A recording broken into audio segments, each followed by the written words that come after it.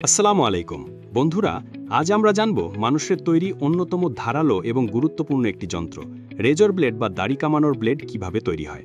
এটি আমাদের দৈনন্দিন জীবনের এমন একটি জিনিস যা দাড়ি বা শরীরের লোম পরিষ্কার করার সময় ত্বককে সুরক্ষা দেয় এবং বড় কেটে যাওয়া থেকে বাঁচায়। কিন্তু বন্ধুরা, জানেন কি, মানুষ প্রায় ৩০,০০০ বছর আগেই দাড়ি কামানো শুরু করেছিল পাথর দিয়ে। প্রাচীন মিশরে ব্রোঞ্জ দিয়ে তৈরি প্রথম শেভিং টুল ব্যবহার করা হতো। মন্দিরে প্রবেশের আগে পুরোহিতদের শেভ করা বাধ্যতামূলক ছিল।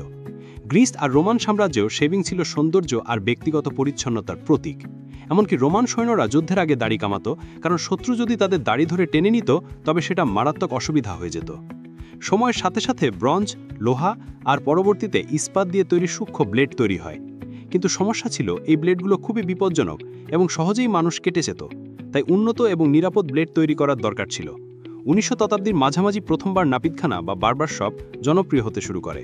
আর সেই সময় তৈরি হয়েছিল প্রথম ২ পিস রেজর ব্লেড, যেখানে হ্যান্ডেল ব্যবহার করা হতো বারবার আর ব্লেড পরিবর্তন করা যেত সহজে। এরপর গিলেট নামের একটি কোম্পানি সম্পূর্ণ নতুন ধারণা নিয়ে আসে, একটি ব্লেড যা একদিকে নিরাপদ, অন্যদিকে সস্তা এবং একবার ব্যবহারযোগ্য। আর এই উদ্ভাবনই মানুষের কাছে দারুণ জনপ্রিয়তা পায়।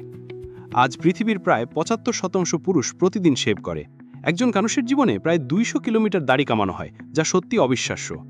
কিন্তু এই রেজর ব্লেড কিভাবে তৈরি হয়, চলুন কারখানার ভেতরে ঢু মেরে দেখি। সবকিছু শুরু হয় স্টেইনলেস স্টিলের পাতলা শীট দিয়ে।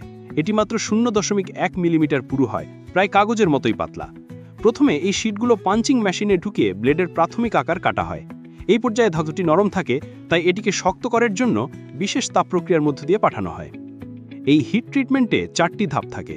প্রথমে প্রিফার্মকে ১১০০ ডিগ্রি সেলসিয়াস তাপে গরম করা হয়, তারপর ঠান্ডা পানিতে ডুবানো হয়, এরপর -৫০ ডিগ্রি তাপমাত্রায় ঠান্ডা করা হয় এবং শেষে আবার হালকা গরম করা হয়। এই প্রক্রিয়া শেষে ব্লেড অনেক বেশি শক্ত এবং টেকসই হয়। এরপর কোম্পানির লোগো মুদ্রণ করা হয় এবং শুকানোর কাজ শেষ করা হয়। এরপর আসে গ্রাইন্ডিং মেশিন। এই মেশিন ব্লেডের ধার তৈরি করে এবং দুই পাশেই অত্যন্ত ধারালো কাটিং এজ বানায়।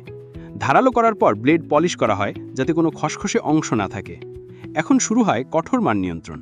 প্রতিটি ব্যাস থেকে নমুনা নিয়ে দেখা হয় ব্লেডের ধার, কোণ আর মসৃণতা ঠিক আছে কিনা। এমনকি ফ্লুরোসেন্ট লাইটের নিচে ব্লেড পরীক্ষা করা হয়, যেন ক্ষুদ্রতম ত্রুটিও চোখে পড়ে। যে ব্লেড পরীক্ষায় ব্যর্থ হয় সেগুলো বাতিল করে দেওয়া হয়। এরপর ব্লেডগুলো ধুয়ে ফেলা হয় এবং শুকানোর পর বিশেষ ক্রোম কোটিং দেওয়া হয়। এই কোটিং ব্লেডকে আরও শক্তিশালী এবং টেকসই করে তোলে। এরপর আরেকটি প্রলেপ স্প্রে করা হয়, যা ব্লেডকে ত্বকের উপর সহজে চলতে সাহায্য করে। সবকিছু ঠিক আছে কিনা আবার পরীক্ষা করা হয়। সবশেষে ব্লেডগুলোকে বিশেষ তেল বা অয়েলে ডুবিয়ে রাখা হয় প্রায় আধা ঘন্টা। এটি ব্লেডকে মরিচা থেকে রক্ষা করে এবং দীর্ঘদিন টিকিয়ে রাখে। প্রতিটি ব্লেড আলাদা করে ওয়াক্স কাগজে মোড়ানো হয় এবং বাজারজাত করার জন্য পাঠানো হয়। একটি রেজর ব্লেড সাধারণত গড়ে ৬ বার পর্যন্ত ব্যবহার করা যায়। অনেক পুরুষই বিশ্বাস পারম্পরিক রেজর ব্লেড দিয়ে সবচেয়ে কাছ থেকে নিখুঁতভাবে দাড়ি কামানো যায়। তাহলে বন্ধুরা, আজ আমরা দেখলাম রেজর ব্লেডের বিস্ময়কর যাত্রা, ইতিহাস থেকে শুরু করে আধুনিক প্রযুক্তি পর্যন্ত। ভিডিওটি ভালো লাগলে লাইক ও শেয়ার করুন, আর অবশ্যই সাবস্ক্রাইব করে রাখুন আমাদের চ্যানেল যন্ত্রকথা, কারণ সামনে আরও অনেক মজার ফ্যাক্টরি ট্যুর ও ডকুমেন্টারি ভিডিও নিয়ে আসব। ধন্যবাদ সবাইকে। আল্লাহ হাফেজ।